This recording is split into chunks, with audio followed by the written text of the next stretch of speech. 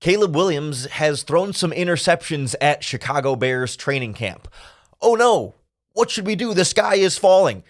Relax. It's very early on in this process, and it's an important part of his development throughout training camp.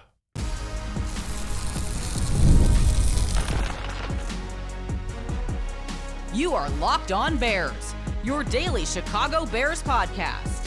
Part of the Locked On Podcast Network, your team every day. This is Locked On Bears, and I'm your host, Lauren Cox. I'm here to bring you your daily, in-depth Chicago Bears news and analysis. You can follow me on Twitter at CoxSports1. You can follow the podcast at Locked On Bears on all of your favorite social media platforms, including the Locked On Bears YouTube channel, where you can keep up with all of our video podcasts as well. Thanks for making Locked On Bears your first listen today. We're part of the Locked On Podcast Network, your team every day. Today's episode is brought to you by FanDuel Sportsbook. Make every moment more. This summer, FanDuel is hooking up all customers with a boost or a bonus daily, so visit FanDuel.com to get started.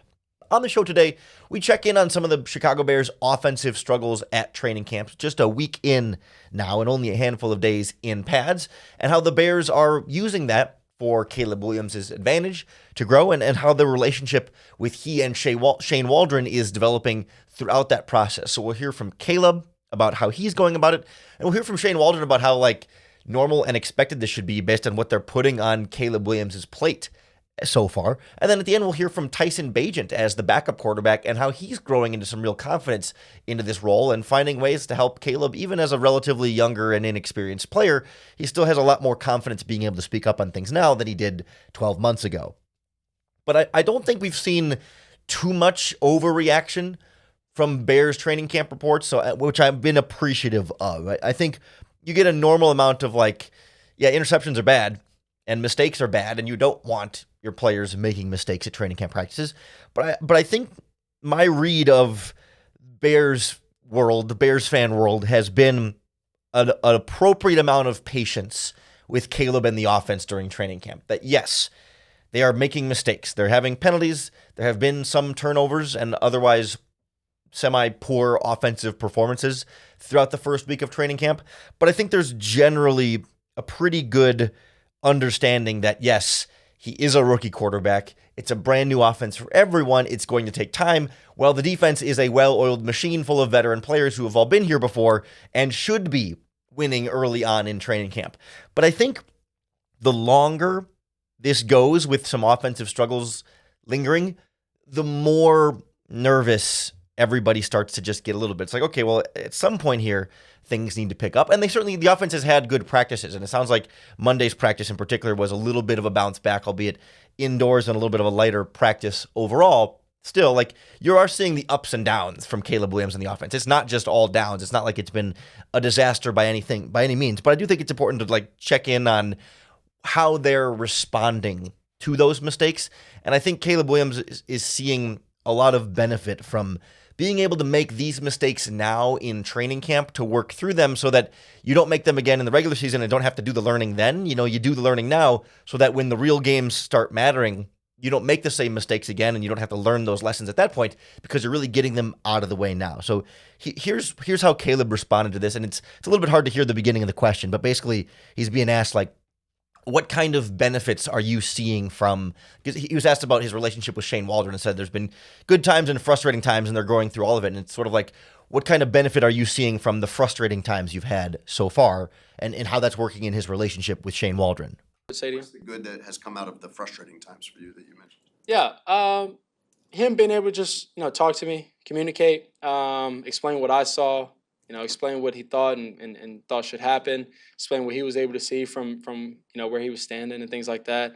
I think those are always important times to be able to talk to your coach, pick his brain, because you always, when you're out there and he calls a play and he has 2-3 plays that he sent in, and whether it was alerting to another play, this and that.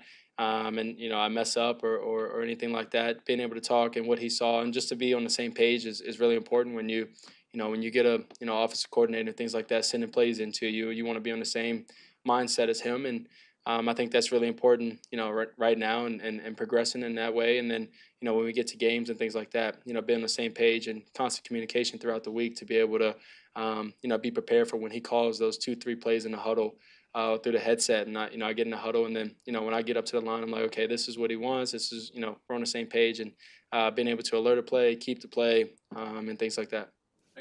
See, these are the sorts of things that in a live game in the regular season, there's some time to talk about some of that stuff on the sideline, in between drives, the quarterback and the offensive coordinator and the quarterback's coach, they'll all sit down and look at the tablet and stuff and try and talk through some stuff.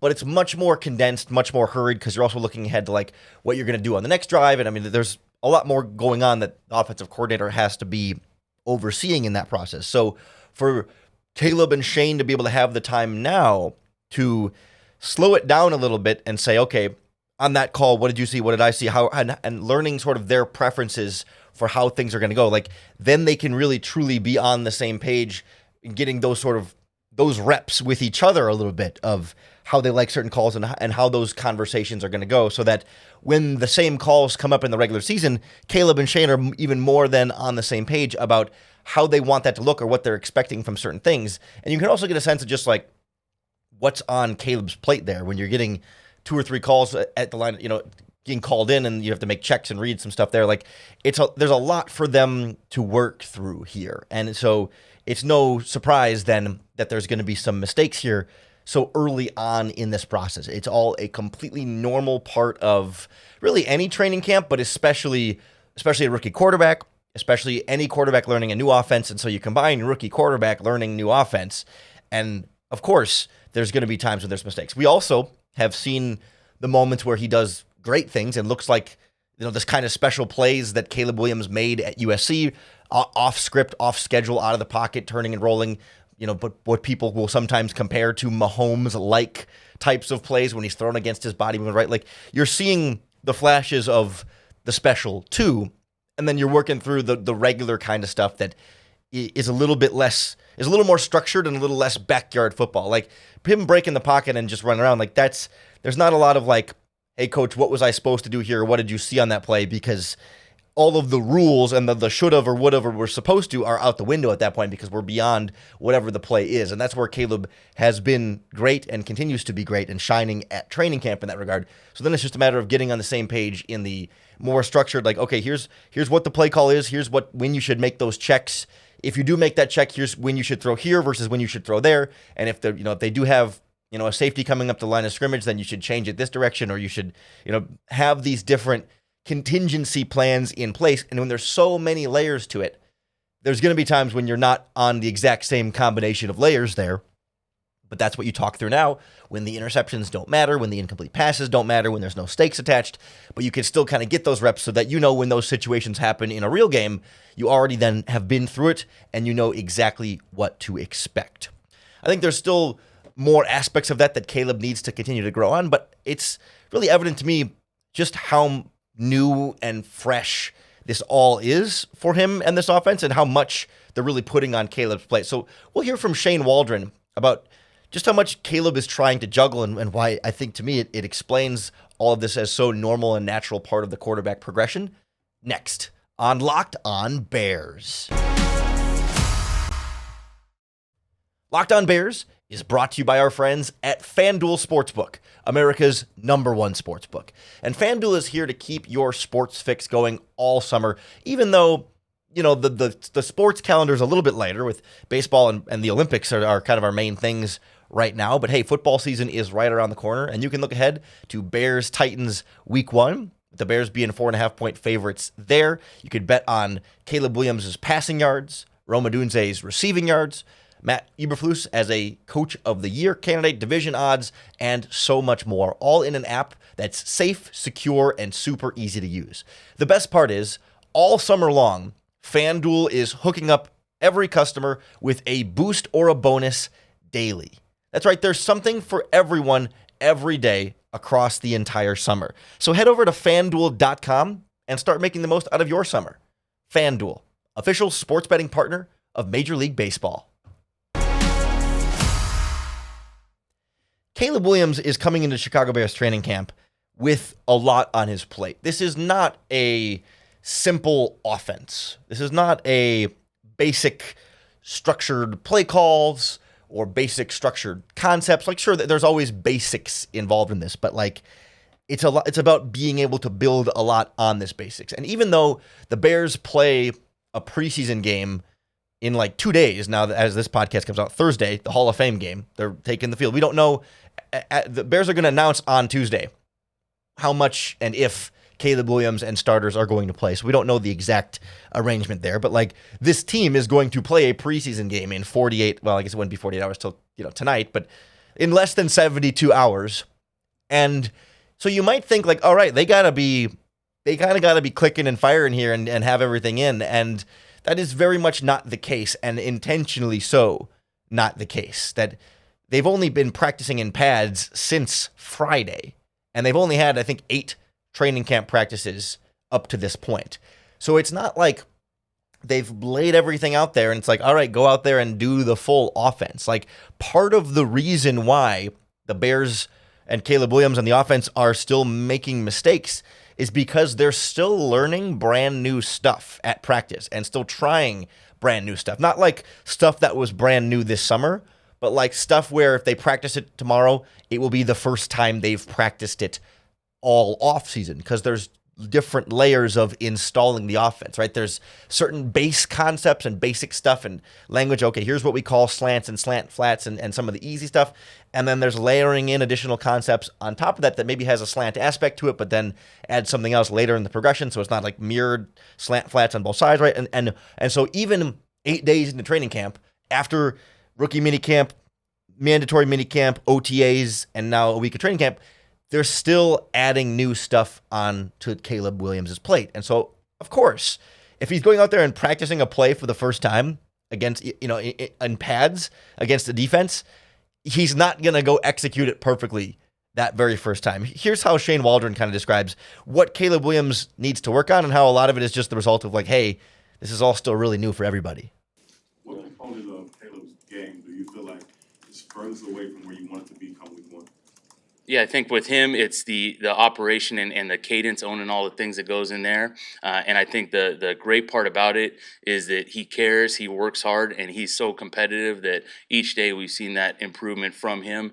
So we're confident that part of it is heading in the right direction. And, just like everything else, like, it's not just Caleb. To me, that's the young guys on the roster, the guys that are new to the roster here, getting a sense of comfort level with how we do things, what our 2024 Bears language is when we're communicating with each other. And I think, like I said, we have a bunch of guys that work hard and care. And so you see those daily improvements each time we go out there. What are you seeing with Caleb in terms of when you watch the film later of past plays? What are you seeing in terms of his progressions and his ability to read the defense and make decisions as fast as they need to be?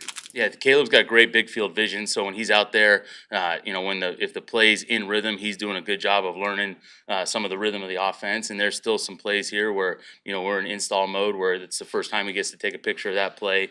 And then if the play's going off schedule, we know he's worked well there as well. So I think each play, banking every single rep, no matter how that rep worked out, going through a backside progression after he's thrown the first part of the throw to really feel what that concept looks like and doing a good job. And the other quarterbacks have done such an excellent job too of, every rep that they're not in, whether Caleb's in for the rep or Tyson's in for the rep, banking that rep, behind the play, going through every single option that could have happened. And I think that's a great strength right there. The part to me that's maybe almost even more interesting than, okay, he's thrown a couple interceptions or has missed a few throws here and there. Like, that stuff to me is like, yeah, okay, like that's how this goes. But the stuff that Shane started with when it comes to the operation and the cadence, that to me is one of the things we've been keeping an eye on throughout this process, just as kind of an update through the offseason. And I still want to see more of that progress, because that's the kind of thing that, we've seen Caleb Williams operate an offense at a really high level in terms of reading the plays correctly, going through progressions, reading coverages, making the right throws, being smart with the ball, and being just a dynamic quarterback. I mean, you know what I mean? Like, yes, it's different plays in a different offense, but like, we have pretty definitive, clear evidence that like once he really understands the plays and practices them more than once, then he can settle in and be a really strong, effective quarterback. But like, he hasn't had to do some of the same level of operational stuff at the line of scrimmage that he's being asked to do now. Like, when we talk about the cadence, of course, we all think about the snap count and whether it's on 1 or on 2 and a silent count, or the inflection of his voice and saying that kind of stuff. And yeah, in college, he's getting the coaching staff is sending in plays from the sideline. I don't know if USC was a hand signal team or if they had the boards or whatever, but like a lot of these college offenses, they're not headsetting into the quarterback who's then, spitting the play back out. That's a long, complicated play call. You'll have either position coaches or graduate assistants or whoever, like the wide receiver coach is signaling the play to the wide receivers. The O-line coach or GA is, or sometimes the backup quarterbacks are doing this too. Like, they have guys giving the signals to different position groups. So it wasn't like it was Caleb's job. Like, it's still his job to make sure everyone's on the same page, but he's not necessarily delivering all the calls and all the checks to the players. So like, that's something operationally that he has more on his plate now. That I think he had said at an earlier press conference that he did some of that stuff in high school, but didn't really have to do much of that in college. And that's been a bigger adjustment for him, is like, okay, having to know how to go in and when the safety is hot, like make a call at the line of scrimmage to change the play a certain way, and then get that call communicated to all the different players. Because even in college, like, you'll see players like they'll all turn to the sideline again if they're going to change the play or something, to get the call again in from the sideline, as opposed to it being the quarterback being solely responsible for some of that stuff. Like, he certainly did aspects of that in college. I mean, he's changing protections at the line of scrimmage. It's not like the entire quarterback operation pre-snap is totally brand new to him, but there are a lot of different aspects of this that are, if not new, different, being asked to do it and deliver it in different ways. And it's very much a language type thing that you're trying to, you're dropping him into this foreign country of an offense where he's got to learn this foreign language kind of on the fly. With the fortunate thing is not everybody else is already fluent in the language either. Maybe a couple players that have had some familiarity, like Travis Homer or some of the offensive linemen, but like, for the most part, everyone is all trying to learn this language at the same time. So it's not like he's the one guy who's lost trying to piece it all together, but still, it's a big ask of your quarterback to do all that pre-snap stuff. And then also, hey, you got to snap the ball, read the coverage, know the progression, know which route you're supposed to go to. And it is 1,000 things on his plate right now. So 8 days into training camp, I'm not really all that concerned. 8 weeks into the regular season, we can start to be concerned. But like 8 days, 8 practices into training camp with really only like 3 or 4 in pads, nothing to panic about. Smooth sailing ahead, and certainly a lot of lessons being learned that are going to be super valuable for this team down the line. I think the cadence and operation stuff is also why I'd like to see Caleb play in the preseason, even the Hall of Fame game, even just a little bit, a drive, just to kind of go through that whole process. But we'll find out tomorrow, and we'll break that down for you here on the Locked On Bears podcast. So make sure you come on back for that to make us your first listen. But most likely, we're going to see a lot of Tyson Bagent, hopefully some Brett Ripien, and maybe some of the undrafted rookie free agent quarterback that they signed, whose name I can't remember, Austin Reed out of Western Kentucky. Probably a lot of Austin Reed, if we're being honest with each other. But Bagent is one who I'm curious to see what kind of progress he's made. Because on one hand, he's taken that year 2 jump. You're looking to see more confidence in his second season, but it's also a new offense for him too. But clearly, he's feeling more at home and more confident in this quarterback room as someone who's the second most experienced quarterback on the roster right now. So we'll hear from Bagent about his process, his progress as a backup quarterback, and trying to feel like a little bit more of a, not a leader per se, but some leadership and some, not a veteran, but a little bit more experience under his belt to contribute as someone to help Caleb along through this process. Next on Locked On Bears. The Locked On Bears podcast is brought to you by our friends at Gametime, the best way to get tickets for all of your favorite live events. I have the Gametime app on my phone, and I use it all the time because it's the best ticket buying experience I find anywhere else. Whether it's concerts, sports games, comedy shows, theater events, if it's a live event in your area, Gametime has your tickets. I love it because I can see my view from my seat before I buy my ticket, so I know exactly what I'm going to get. And with Gametime's all-in pricing, you know exactly how much you're going to pay. There aren't any added fees at the end of the process that make the tickets cost way more than you thought they would. I'm going to see Three Dog Night this week I got my tickets on Gametime. I'm going to see Primus this week. I got Blink 182 tickets coming up later this month. Green Day as well. Telling you what, Gametime has been hooking me up, and I cannot recommend it enough for you. So take the guesswork out of buying tickets with Gametime. Download the Gametime app, create an account, and use our promo code LOCKEDONNFL for $20 off your first purchase. Terms apply. Again, create an account and redeem our code LOCKEDONNFL for $20 off. Download Gametime today. Last minute tickets, lowest price, guaranteed.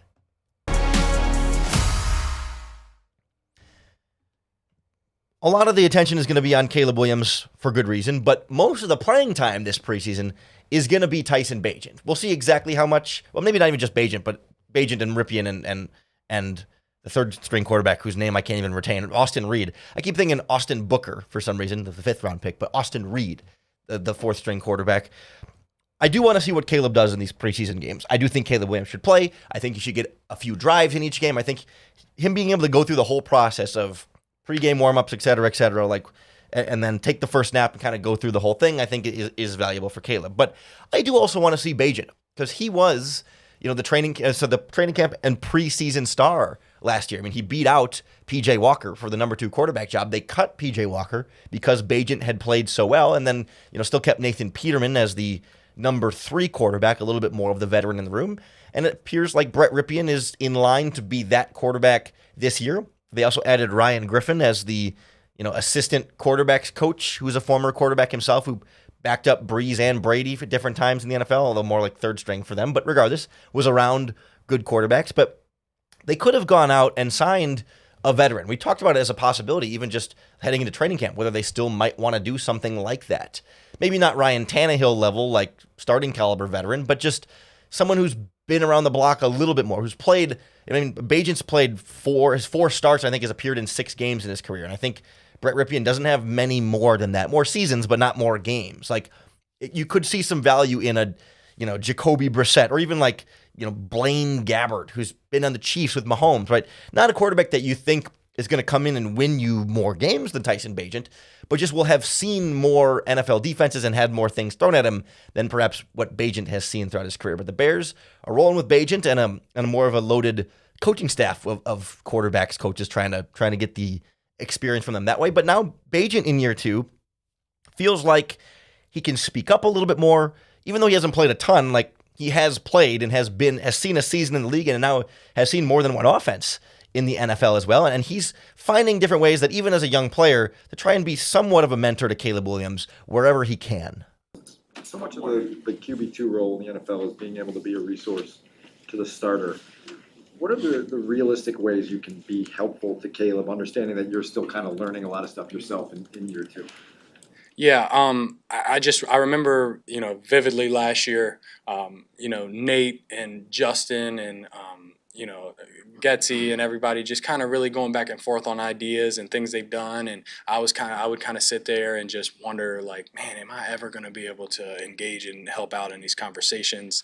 And it's been a huge weight lifted off my shoulders when just coming in this year and just basing things off of my experience last year, being able to bounce ideas off of Rip, off of Shane. It's been great. So I feel like I've made a lot of progress in that as being just a resource and somebody that can help out with just things that I've seen or that I've had to experience in playing time. I'm, like I said, I want the Bears to win the Super Bowl. So being that resource, is if it's what I need to do, then I'll do it to the best of my ability. So just really good to see where I'm at in that kind of that mind frame right there. We're all obviously hoping that Tyson Bagent doesn't see the field at all during the regular season, that Caleb Williams plays 100% of the snaps this year. Fingers crossed. I think the odds of that are pretty low, but certainly we should expect, not any sort of long-term Bagent snaps or, consistent Bagent snaps over the course of the season. And yet I do still want to see, especially this preseason then, how he rebounds is not the right word, but like responds to what we saw last season. Because he came in that first game, I think against the Raiders, or his first start against the Raiders. Leads the team to win, does a great job just kind of managing the game. They had a good running game going, but like made a couple of clutch plays when they needed him to, like converts third downs and stuff, like without being these aren't 40-yard touchdown bombs. These aren't like hero highlight reel plays, but it's just like does exactly what is needed of him and manage the game well and put the ball in the position for them to win and did everything they needed him to. But then, out of his 4 starts, 2 of them, lost the other 2. And the last, like towards the end, like I think against the Saints, he threw 2 or 3 interceptions in that game and made a lot more mistakes and came back down to earth, right? I think for the first couple games, there was never a real quarterback controversy there. It was Vikings, Raiders, Chargers, Saints. But that last game against the New Orleans Saints, his last start, he had 3 interceptions in that game, and I think also a fumble, 4 turnovers, 18 of 30 for 220 yards, 2 touchdowns, 3 interceptions, and the fumble. Also made some nice scrambles and showed some legs, but like there were some mistakes there, and we kind of got to the point where, okay, the defenses had seen a few games on Bagent and kind of knew what he could and couldn't do, and maybe, not that he was in over his head, right, but we saw what felt like the rookie year ceiling of Tyson Bagent. Okay, like undrafted Division II quarterback, far exceeded expectations at that point and won them 2 games that were big, to keep them in the borderline sort of almost playoff conversation down the stretch late in that season. If they go 0-4 in that stretch, maybe Matt Eberflus gets fired. I mean, you never know, right? What those 4 games of Bagent could have been, otherwise for this team. But instead, he's able to get. So he beats. It was Raiders, Chargers, Saints, Panthers. His last game was against the Panthers. That was the win. He didn't play again. Vikings was the game that Fields got hurt and that Bagent came in against, but he didn't start until the Raiders game and then beat the Raiders, lost to the Chargers and Saints, and then beat a bad Carolina Panthers team. So we saw this kind of up and down from him through that process. And I want to see like where he is now. Is there a step forward there? Is he able to be smarter with the football and not make some of those same turnover mistakes? Can he be a little bit more dynamic of a quarterback and make the bigger plays? Like last season, they were really just asking him to be game manager, take the check down, don't force anything, don't be a hero, just hand it off and get it to DJ Moore, right? Like get it to your playmakers. And the Bears have even better playmakers for him now, but like, can he do a little bit more? Or is that all he's going to be? I mean, can he be something more than purely the game manager type? Like, I think he's got some of that in him, but we're not expecting a year 2 undrafted free agent quarterback to just take some big leap forward and look like a future starter for another team either. So I just want to get a sense of like what kind of progress he has been able to make. And if is there a flash in the pan aspect of this where he had that great start and then he's never really going to be that because he sort of had the element of surprise. And now that teams kind of have a better sense of maybe his strengths and weaknesses, does he ever get another level beyond that? Or does it remain like, oh yeah, he was an undrafted free agent quarterback for a reason? A quality backup perhaps, and that's great. There's value in that, but like, can he be more than that? Or is that always going to be where the ceiling is? So when you think of like longer term, like next year, I'd like to get a better sense of, are we fully confident in Bagent as the long-term backup quarterback for this team? Or was it a fun, exciting rookie year, but now we need to have a conversation about whether you need to upgrade the backup quarterback? Like, it was a very small sample size. So I want to add to that sample size with these preseason games so that we know going into this regular season what level of confidence to have in him. And then if he does play in the regular season as well, like what level of confidence to have in him moving forward long-term as your backup quarterback, or whether that's something you would like to upgrade at some point just because you'd like to create competition and be the best that you can be at every position on the roster, even if it's backup quarterback that you hope you never really have to use. So whether it's Caleb Williams playing in the Hall of Fame game, or if it's any Bagent at all, or if they just go straight to Brett Ripien and the other third-string quarterback. Dang, I really thought I had it. Austin Reed. Oh, I was so close. It's Austin Reed, Austin Booker, and then Ian Booker is the other running back. So between the two Booker, or Ian Wheeler, Jesus, between the two Austins and the Wheeler and the Booker and the Reed, it's a real struggle for me. But hopefully you can forgive me for not having my 4th-string undrafted rookie free agent quarterbacks memorized just yet. I hope you'll keep tuning into the Locked On Bears podcast for more updates on the Hall of Fame game training, the Hall of Fame game playing time tomorrow, and more training camp updates throughout the process right here on Locked On Bears. So make sure you hit the subscribe button on YouTube or wherever you listen to podcasts, because that's going to be the best way to keep up with all of our daily, in-depth Chicago Bears news and analysis. Thanks for making Locked On Bears your first listen today. We're part of the Locked On Podcast Network, your team every day. That's all your teams across all the major sports, across the Locked On Podcast Network. So go check out another Locked On podcast. Coming back tomorrow, Make Locked On Bears your first listen once again, and in exchange, you know that every day I'll give you another opportunity to bear down.